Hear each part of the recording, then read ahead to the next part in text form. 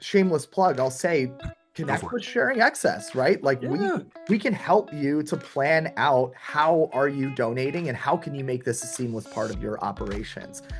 Well, hello and welcome. I'm John Zimmerman, and this is Shelf Confidence, a podcast brought to you by the Pennsylvania Food Merchants Association that focuses on the trends and innovations in the food and beverage industry. Today, we're talking about food recovery, food access, and the role our industry plays in connecting surplus food with communities in need. Joining me is Evan Ellers, founder and executive director of Sharing Excess. Sharing Excess works directly with retailers, wholesalers, and partners across Pennsylvania to reduce food waste while supporting families, including many who rely on SNAP. Evan is here to share how their model works, what retailers should know, and where the biggest opportunities exist for our industry to get involved. Welcome to the show. Thank you for coming. Of course, John, thank you so much for having me. I'm glad to be back. I love the name. It's such a perfect name for a podcast. I love it. Well, welcome. So, hey, we're going to dive right in. I'm excited to have you. So, as I understand, Sharing Excess was a college project of yours and has grown into a major food recovery operation. When you look back on those early days, what pushed this from idea to action? Yeah. Oh, wow. Well, I just turned 30 yesterday. Oh, So, happy birthday.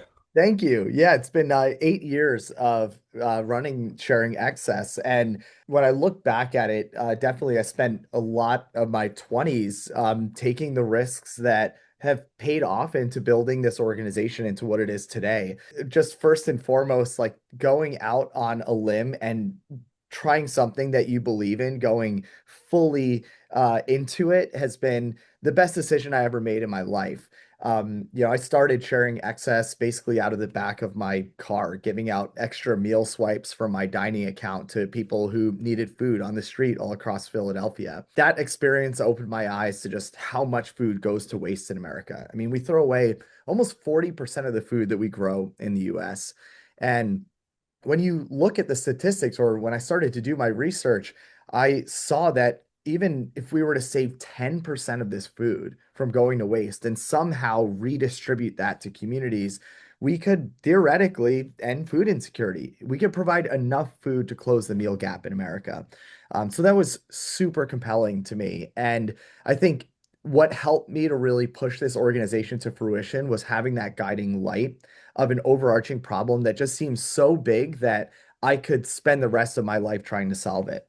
And if I were to look back at my life, I'd be really proud that I spent my time trying to solve a problem that not only impacts my community, but also the world in a really big way. Kind of world hunger is that like classic issue that I think even from when we're kids, we hear about like it's one of those problems I think everyone wishes they could solve. And what's most compelling is that there is more than enough food. It's no longer an issue of supply. It's more so an issue of distribution and access. So all the hard days of building a company, everybody has this, whether you're starting a produce company or a retail company or you're starting a nonprofit. You experience these really hard startup moments where maybe you're very low on cash or you have some really important thing go wrong. Um, and a piece of equipment or a truck breaks down at the worst possible time. But really having that passion for a mission that goes beyond yourself can be that rubber on the tires that is smoothing the ride over the bumps in the road while you go along the journey. And definitely the how big the problem is, how impactful it is to people that are beyond myself has really, I think, been some of the largest driving factors to why the organization has been successful today. No, I think that's awesome. Yeah, I mean, you guys have a lot to be proud of. I think you guys do amazing work. I mean, I just think about like to your point, there's so much food out there that goes to waste. And if it doesn't get from the shelves or the warehouse or wherever it is to the people, it goes to waste. And that's where you guys fit in that void a lot of the time, all the time. And I Yeah. think that's amazing. Yeah, we call it the world's dumbest problem. We're solving the world's dumbest problem, which is the fact that we are throwing away food collectively as a food system. Sure. We're throwing away food while people are going hungry, and we're spending money to throw away food, right? So Yeah. from a retailer's perspective, what we found all the incredible partners that we work with, ranging from grocery stores to farmers and growers and shippers, everybody wants to solve this problem. This is not something that people are ignorantly kind of marching forward and just not doing something about it. They are in all different types of ways. It's just perishable food has this inevitability of perishing. And if the sales don't match exactly what your inventory is exactly at the time of that product's perishability, then you're going to run into instances of excess. And as a business, you want to have that supply on hand to be able to serve your customers. So we're trying to just be there as that really adaptable and responsive solution so that businesses don't have to pay money to throw food away. And in fact, they can feel really good about supporting their local communities while also getting tax credits and tax deductions on top of it. Well, I'm very happy to hear that you are there to help share that excess. So that's good. So, as a marketing person, I've loved to see what you guys have been doing with Mr. Beast. So I'm really curious. So your partnership with Mr. Beast's philanthropy work has brought huge national attention to food recovery and to your work here as well. So what's changed after that collaboration, and what did it teach you about scale and the impact of that scale? Taught us first and foremost is that when you have a big vision, you can work with other people who have big visions as well. We've loved this idea of almost like swimming alongside bigger fish as a Sure. smaller organization, and over time that helps you to become a bigger fish. But not to say that we're some big fish like Mr. Beast, but being able to have this larger narrative even though we're based in Philly, this is a Philly story, Pennsylvania story. Um, our mission, how we talked about the problem that we're trying to solve, has always been on a much larger scale. And so I think that got the attention of someone like Mr. Beast who's thinking about solving food insecurity on a much larger level. It's so helped us. It helped us to become from a homegrown story in Pennsylvania to now a national nonprofit where the food businesses that we work with that hear about what we're doing from a video that has tens of millions of views helps us actually feed more people. Oh yeah. And then the other piece of it is, Jimmy and his team are just incredibly generous. They actually put their money where their mouth is. This is not just content for content's sake. I mean, they're one of our largest funders and helped us to feed millions of people. Actually, before we ever even really started talking about the work that we were doing publicly, they were supporting our work quietly, and that was really cool. So it's helped us to gain a lot of visibility, as well as Sure. new partnerships with retailers and wholesalers that would have never known that we exist. And it's just amazing what the kind of new age of social media can do to help businesses grow, but also social impact missions as well. No, it's totally on point. I mean, yeah, you got to have the influencers in your corner a little bit to help elevate those messages. How did you guys get in contact with him? I'm curious. How did you guys make that initial interaction? I was reaching out just kind of like a Hail Mary email. Okay. And that's one of my favorite ways to reach out. I think people sometimes think there's some sort of like magic formula to it, but a lot of times it's just putting the idea out there and Sure. extending an olive branch and seeing what comes back. A lot of times nothing comes back, right? You might Yeah. reach out to, Sure. someone super famous, well known, and they don't respond or they don't even see your message. Then it's up to you. Do you want to try again, or is there another way, right? Are you posing it in the right way or positioning what your idea is in a way that's valuable to them, not just you, right? And so yeah, it was really just like Hail Mary email and kind of a larger idea to try to break the record for the world's largest food distribution. But really, that just opened the door for a conversation around the mission itself and how aligned we were on creating a real solution, not just something that's a video. And it took off from there. I never underestimate the power of a cold call, right? That's Yeah. so true. So, yeah, so your work intersects heavily with SNAP households. What trends are you seeing in food insecurity and what retailers should pay attention to on the ground right now? Yeah, I mean, I think everybody got kind of like a wake-up call of how fragile our food system is in November when the government shutdown Yeah. happened, and all of a sudden, for the first time ever since food stamps or SNAP was created, there was a total pause in the benefits rollout. And luckily, this didn't go on for an extended period of time. Thankfully. Even a few weeks is a long time for Yeah. families that have been depending on this for years. But I think everybody saw in that moment how fragile these, support systems are that are supported by the federal government, and also how important they are. So I think there was some good that actually came out of it, that the general public who maybe didn't even understand how SNAP really worked. Also, Yeah. I was part of that camp years ago, right? Where I didn't really understand how food stamps work, or the SNAP benefits, or who gets them, or why, and does it come from the federal government or state government? Like, Distribution and acronyms. Next yeah, thing you know, yeah. right. And I think that's very common in our food system today, where people will just kind of go along and be like, yeah, I think I understand how that works, right? But this was a moment where now all of a sudden you really get it, and the headlines were all about it, saying, hey, this is a huge problem. And I think it opened up a larger narrative about how important it is. But in kind of all fairness to what we're marching into here, this is what we saw last year, at the end of last year, is kind of a preview of coming attractions, unfortunately, for Yeah. a very intentional and strategic step down of SNAP benefits, and restriction of who can actually access benefits for how long, and what your requirements are in order to be eligible for SNAP payments.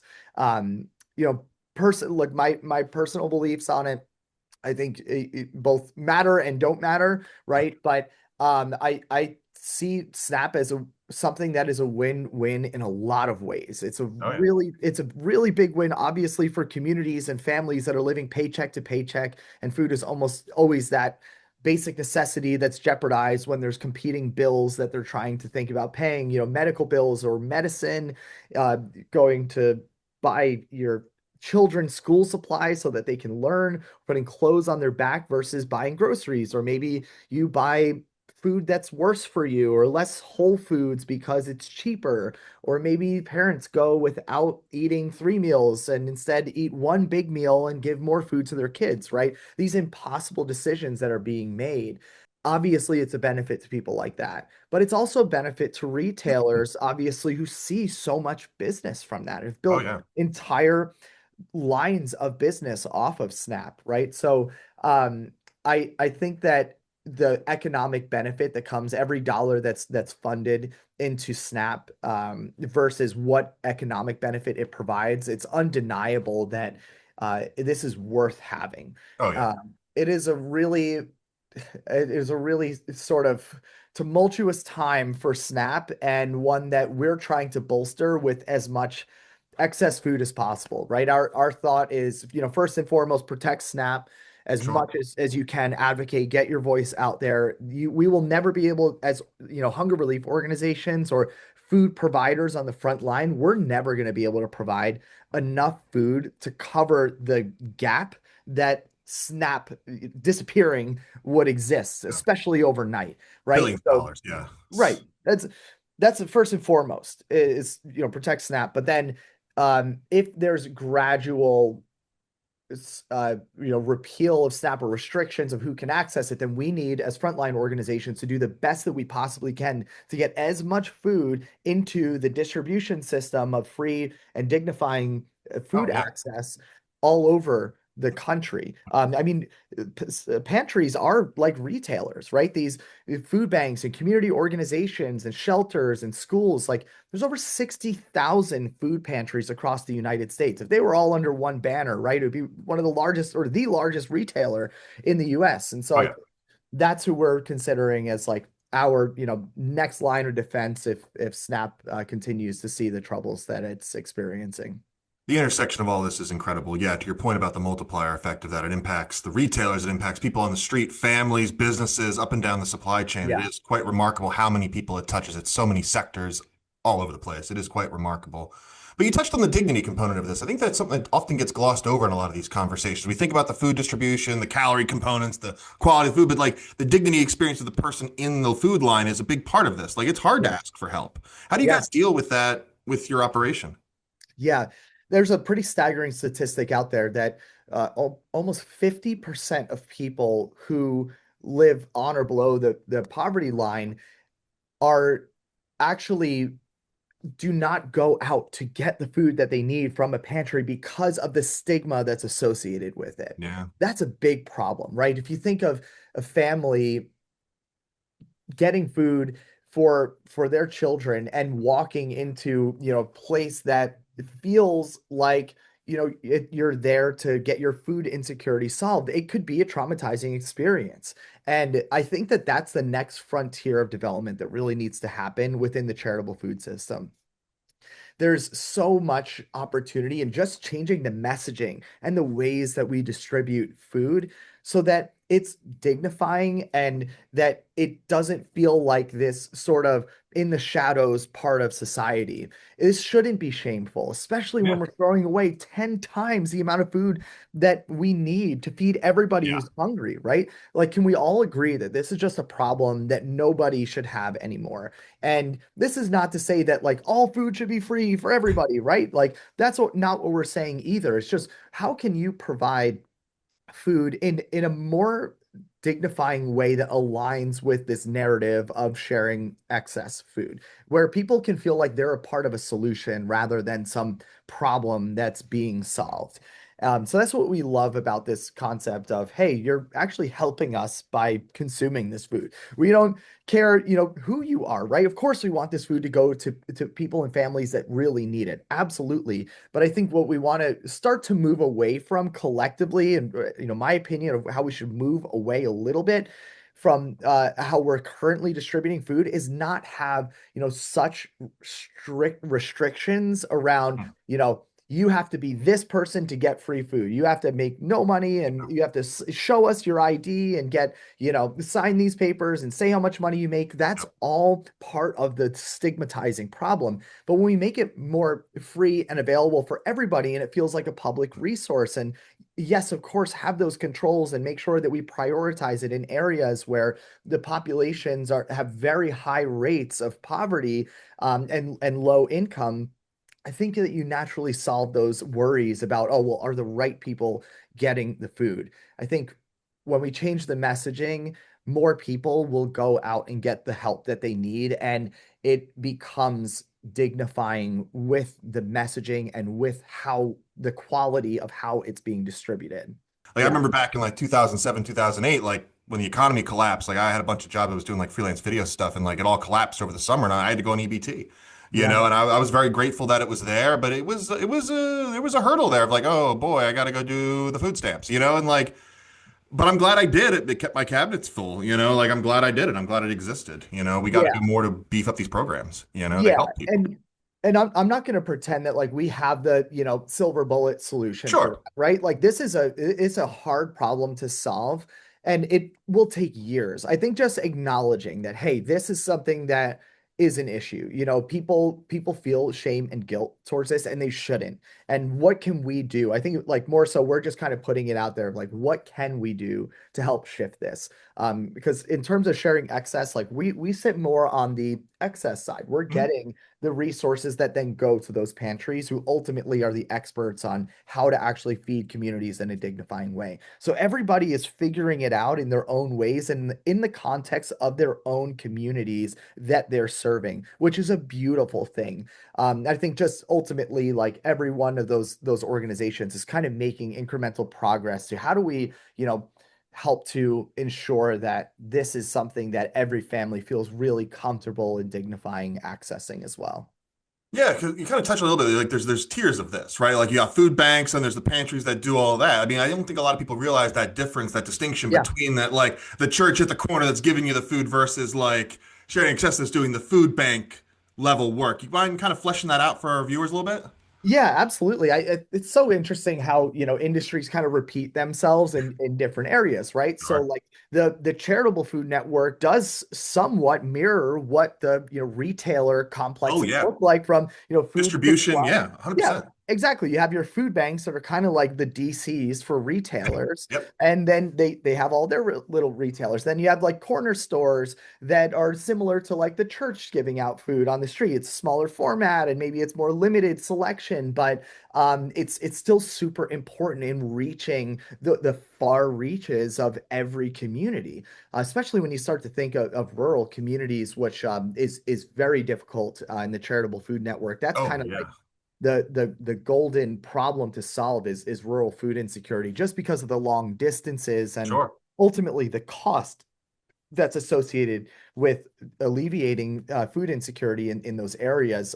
It becomes ever more difficult. So, just a way to sort of break it down and think about it is, as you think about the for-profit food system and how it works for retailers, just kind of imagine like a mirror for the charitable food system, where pretty much at every level, you will find some sort of similarities on the nonprofit side. And that's how that food is ultimately distributed to over 40, 50, 60 million people every year. Um, I will say though, the growers are at the top is where it's kind of shared, right? But I'd say there's definitely less penetration on the nonprofit side, really working directly with farmers. Hmm. I think there's so much opportunity Oh, yeah. for us to figure out more creative ways of how we rescue surplus and excess from Hmm. farmers, because again, it's one of those big logistical burdens. A lot of food, I mean, we're talking tens of billions of pounds of produce goes unharvested every year, Hmm. right? It's just not enough. The juice is not worth the squeeze for farmers to pick and pack all of that produce in their fields, and it makes sense to just kind of till it back under, right? So Sure. um what what I think can really happen on that end is larger partnerships around gleaning and packing Definitely. operations, and maybe one day we can even get um automated equipment that can go into fields and help farmers to actually pick some of that product and get them some sort of subsidies and payments from federal or state governments in return for that increased supply of fresh produce for the charitable food network. Many PFMA members want to reduce food waste, but struggle with the logistical barriers, like we've kind of been discussing here a little bit. So, what are the common challenges you see, and how does sharing accepts help bridge those gaps for retailers? Yeah, the most common challenges that we see with retailers is uh, first and foremost the consistency of Mm, having a place to donate food. sure. Basically, an organization that is there as consistently as your waste management. You Yeah, they know, can actually come and pick it up before it expires. Yeah. exactly. Yeah. That and they're there in a way that works around your operations, not in a way that is in uh, direct competition with your operations, right? And it's the opening hours of charitable food organizations are very important for that Yeah. consistency. If, a charitable food organization doesn't open until noon, right? But a retailer is starting to stock all of their shelves and getting ready at 6 in the morning, it just creates a dissonance of those operations. So one, we find that's one of the biggest challenges, just having the place to be able to donate it on a regular basis. But it's also the education of the staff members themselves and the Mm, inventory managers that are stocking the shelves with product and also pulling shelves off. Or pulling product off of the shelves when they've deemed that it's not up to their quality standards, whether that's date labeled or if it's just perishable product where you're making a visual call on it. Getting your crew around, like all on the same page every single day, and also dealing with the shifting and rotation of employees over time, that is a big challenge to yeah. really make sure that the staff that you have is pulling and collecting. Another challenge, just really just talking very simply and specifically, is the packaging for the donations in the back of house. And where do you put those boxes of donations so that they don't get in the way and take up valuable cooler space for the product that's fresh and coming in off of deliveries? So all this really points to consistency, to have, basically a system that is as consistent as waste management, picking up daily, sometimes two times a day or three times a day in those really busy holiday seasons where there's just a very large amount of customer activity. So a lot of organizations are trying to do the best that they can to support the needs of retailers, but what we've really geared ourselves up to do is to kind of create the perfect solution for each and every one of those challenges that I just mentioned. Sure. Staff turnover is something that makes total sense. I hadn't considered that. You build relationships with somebody at a warehouse or something, or at even at the nonprofit, and they move on to other nonprofits. This person moves on to another warehouse, and it's like, who's doing our charitable donations? Where's the paperwork? What do we do? What's the protocol? And then it all kind of gets It just lost in goes the wrong. zeitgeist. That happens all the time, I imagine. Absolutely. And how do you see it? You start to see it balance out in your waste costs. All of a sudden your waste costs start to go up, Mm, right? yeah, Because and that's a telltale sign that something's not going right, sure. you know? But you're exactly right. So much of this is just people driven, Yeah, right? On both ends, on the yeah, yeah, nonprofit end and also on the store management and inventory management end. sure, If you have a receiver who's passionate about this work and they know where the food is going, they know the organizations that are feeding people, they've yeah. gone and visited and seen where those donations are going and who's feeding them. They Oh probably my God, volunteered in their off time there too, probably. Yeah, absolutely. Yes. And that will just change their entire mindset of, okay, I'm going to make sure that we get every pound of food that we could donate into the hands of community members. And then also having that really reactive organization that has a great relationship with that receiver, sure, that is where we see the best donation partnerships. It goes beyond the protocols, goes beyond the technology or what vehicles you're using. Or it's how well is your receiver communicating with either one great organization or a roster of different organizations. And sure. my God, does it come down to passion so many of the times. Oh no, you see it in the people that do the work. I mean, you give the food out to me, you know how it is. I mean, you give the people, and it's heartwarming. Like you see the actual impact of like helping people and their families and their kids. It's rewarding work. It's good stuff. So, Absolutely. what I was going to ask, so you've seen a lot of back rooms, loading docks. I'm sure you've seen a few warehouses in your day, I imagine. Is there a particular moment behind the scenes that made you think, "Wow, this is really worth it. This makes it worthwhile"? Yeah, absolutely. I think as I started to go up further and further into the supply chain, I mean, I started sharing excess out of the back of my car and working out of loading docks from grocery stores, right? And seeing that and seeing, on a hot day, pallets of good food going to waste because no one was there to pick it up quick enough and deliver it out to Sure, organizations that need it. Not for the fault of retailers, for the fault of the logistics, right? And I think that really was like the aha moment, but especially moving further and further up the supply chain and seeing that same, pallet, but now multiply it by 50. And it's sure. all in one place, right? I don't have to, I was literally driving from grocery store to grocery store to grocery store, like, breaking my back trying to pick up enough to fill up a van. But then all of a sudden, oh my God, you start to move up to the DC level and it's all right there in one place. And it's strategically accessible and available in larger amounts where you don't have to go to 10 different places to get the same amount of food. So that I think was really compelling to see the wholesale distribution side of excess food and realizing that, all right, that's where we should focus our time. Yes, still work with retailers, which we do. We work with dozens of retailers. We are picking up food 7 days a week, drivers on the road in refrigerated vans. Like they're so passionate about making sure retailers have the solution that they need to donate food on a daily basis and have that great relationship I was talking about with, that organization, right? But where strategically we're starting to focus our time is where can we make the greatest amount of impact for the lowest amount of investment, right? Because Yeah, we're nonprofit, we're not rolling yeah. in cash, right? Like Nope. we have very limited amount of funding, and so what we found is we can make the greatest impact focusing on the highest points of the supply chain. So that's where we put, 60, 70% of our time. The other percentage is really focused on retailers. Cool. So, as more stores adopt donation and recovery programs, what policies or incentives would help scale those efforts statewide, especially with the SNAP serving locations? Yeah, one thing that I can't recommend enough and that I really have to shout out is the Pennsylvania NAP program, the Neighborhood Assistance Program Mm, that's run through the Department of Economic Development. It's a state tax credit that actually rewards retailers and wholesalers and food businesses for donating excess food to local charities. They can get a state tax credit back in return for every dollar worth of food that they donate.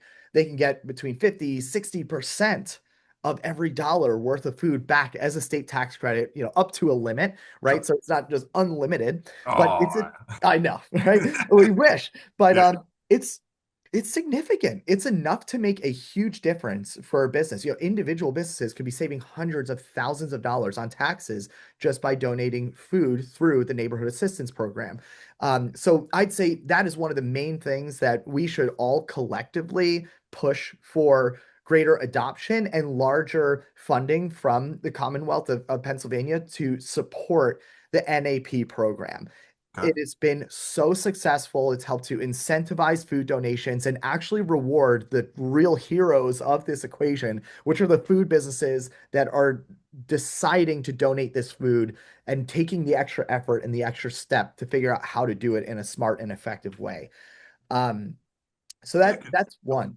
Go ahead, John. I was gonna say, yeah, money talks. I mean, yeah, you can have all the logistics and all the passionate Yeah. people in the world, and that obviously makes a huge difference. But having those tax incentives and a little bit of money to back it up definitely moves the needle, I would imagine. Absolutely. And from an investment standpoint, from the state a state standpoint, right? A state government standpoint, the investment to be able to support food businesses who are supporting their local communities is just such a worthwhile investment. Every dollar, one, you're supporting the businesses themselves, which helps Sure. to provide jobs or sustain Oh jobs and yeah. keep people employed, right? And keep those businesses that are supporting Pennsylvanians doing well. But then also they are spilling over and supporting local nonprofits and organizations that are feeding hundreds of thousands of Philadelphians, or sorry, Pennsylvanians, a lot of them Philadelphians, but um, Pennsylvanians that are relying on SNAP in an especially fragile time when SNAP may not be guaranteed forever, at least at the levels Yeah. that it used to be.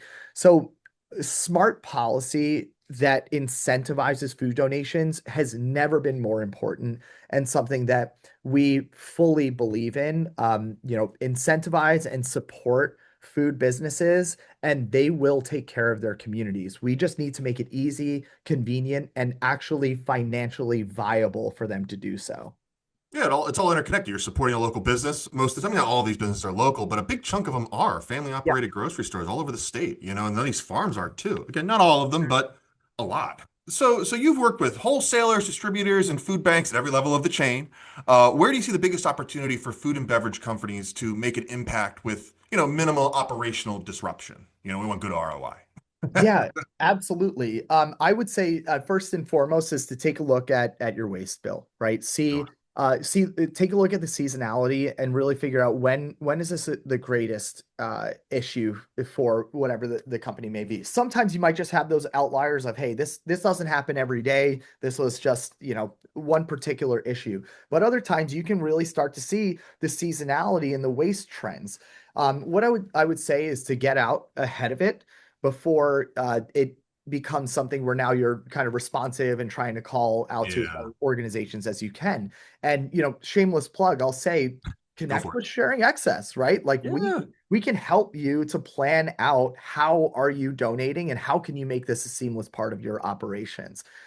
Ultimately, our goal is to make it so that food businesses hardly have to lift a finger to be able to do the right thing for their communities, and we want to help maximize the value of it, not only from making it really efficient and a good use of time, minimal use of time, but also help with those tax incentives on a federal level and a state Mm, level to get Paperwork. something back.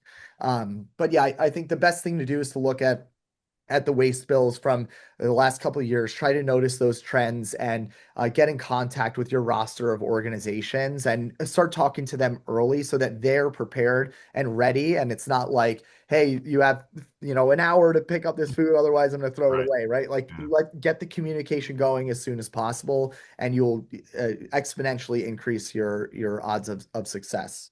Oh yeah, you got to prepare a little bit. Yeah, I imagine the mad scramble if I have a bag of potatoes that are rotting, it's Yeah, kind of past the point. Yeah, no, I exactly. totally get that. So, I was going to ask this a little later in the question, but since you brought it up, what is the best way to connect with you guys and to get involved?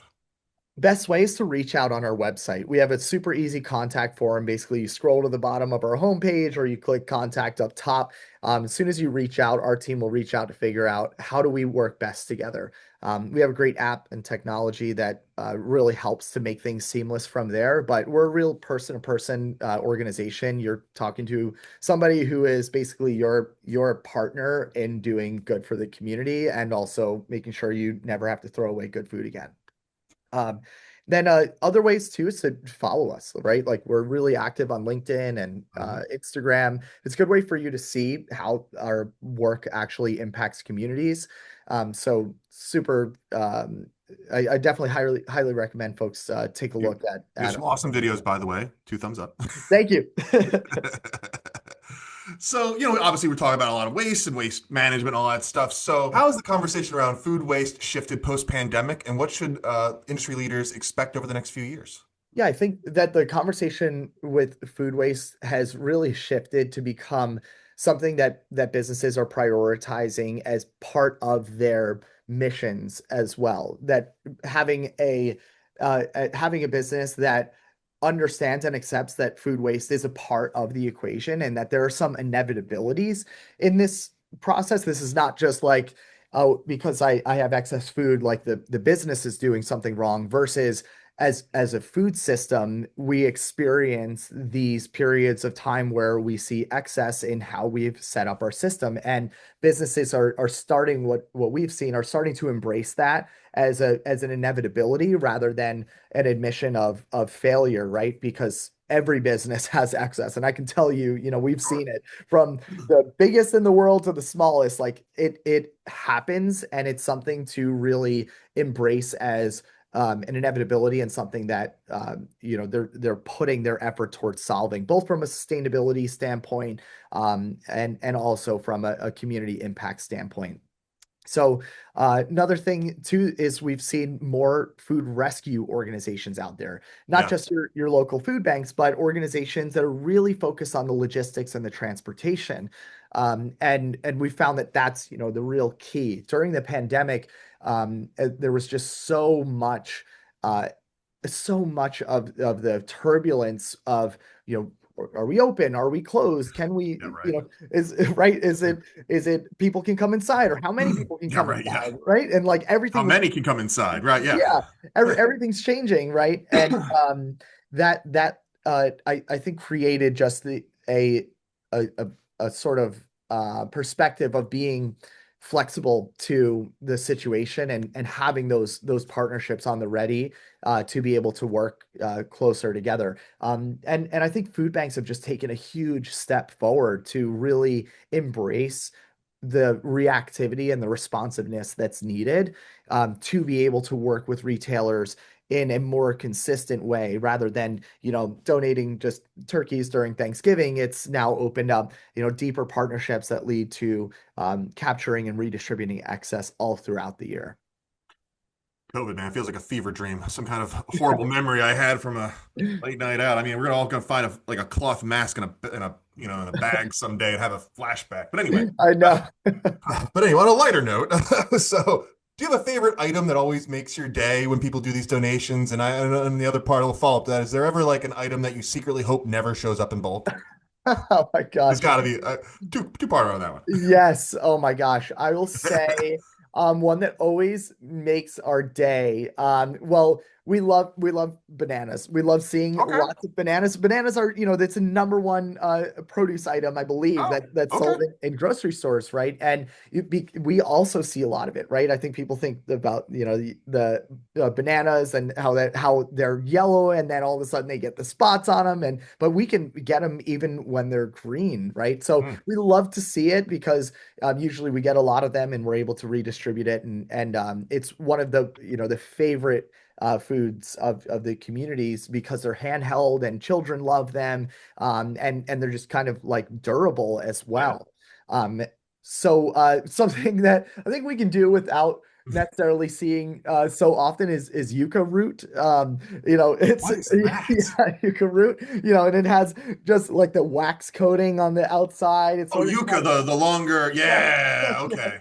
Communities are like, what do we do with this thing, right? And so sometimes we get food where it is difficult to know, okay, what do I make out of this? More specialty items, and they're great. We love to get them, but sometimes you got to find like a very particular organization it's culturally I was relevant. about to say it's getting to culturally appropriate stuff pretty quick here. Yes, Yeah. exactly. Yes, and find those organizations. So, I honestly, it's hard for me to say any food I never want to see again because Sure. we want to Of see course. everything. But yeah, I will say yucca root definitely is the most challenging one for us to figure out. Was half expect you to say like pallets of creamed corn or something, but yeah. So yeah, so you guys move a ton of produce quickly. We've been talking about that a lot. So what can retailers learn from your model when it comes to handling, surplus produce, perishables, and short-dated items? What they can learn from us is one that this work really does help your bottom line when you prioritize it. When you are donating food and you're getting that tax benefit and you're not paying the waste bill, over time, you will absolutely see savings that really matter to your company. We've helped businesses cut their organic waste by over 70% and realize millions of dollars in Yeah. savings. And then realize millions of dollars in tax credits on top of it. And when it's those really tough moments of sales where things are just not panning out, being able to hold on to reducing your typical costs that you would see is the difference maker between having a margin and not sometimes. So Yeah.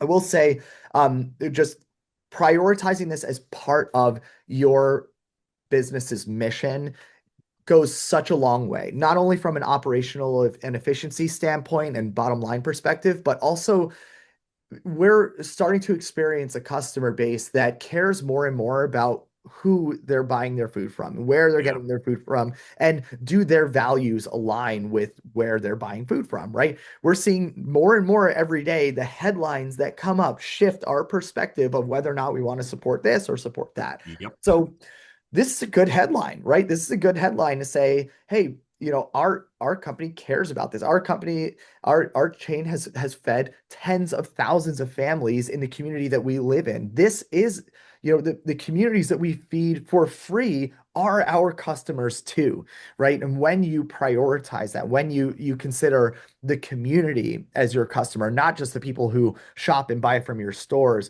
I think that just creates raving fans. Raving fans love when you have a mission that goes beyond just money.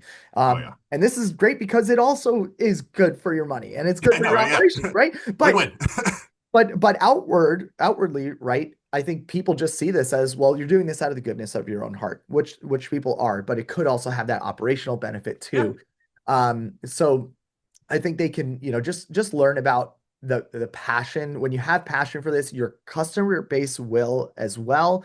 And also your suppliers will. It creates stronger relationships also with your team and a Mm. greater why, right? Maybe you'll see less turnover when people are more passionately engaged in the work because the work is more passionately engaged in the community, something that goes beyond just stocking shelves. It goes to, stocking families and really making life better for other people.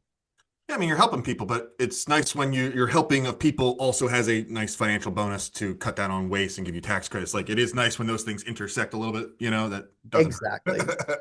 So I really appreciate you coming on the show. I got one last question. We're going to go ahead and wrap this up. So I want you to look into your crystal ball for me here a little bit. As you look ahead, what is the next frontier for sharing access and Where do you see the biggest opportunities to strengthen food access in Pennsylvania over the next few years?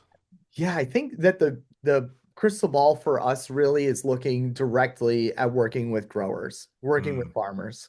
Um, for us, we've really taken these steps of going from the very end of the supply chain to now realizing what opportunities there are higher up. And so working at the DC level for retailers is a big thing for us, but also working directly with the growers themselves and figuring out how we get food all across the Commonwealth, not just in, highly dense populations and cities, but how do we really support communities that are spread far and wide throughout the state? That for us is the next frontier. And it'll take some deep collaboration between us and the Department of Agriculture, all of the incredible food banks and organizations that are doing this work. It is a lot of connecting dots, and I think some of the biggest dots that we have yet to really connect are on the grower level. that's amazing to hear. There's a lot more to Pennsylvania than just Pittsburgh and Philadelphia. There's a lot of rural area out there that needs support. So Absolutely. well, thank you so much for coming on this show, Evan. This has been a great conversation. A big thank you to Evan Ellers from Sharing Access for joining us and talking about the work that his organization does to strengthen food access while reducing waste across Pennsylvania. If you want to learn more about Sharing Access or explore partnership opportunities, visit sharingaccess.com. Thank you for tuning in to Shelf Confidence. If you've enjoyed this episode, be sure to subscribe, share, and leave a review on Apple Podcasts, Spotify, YouTube, or wherever you're listening.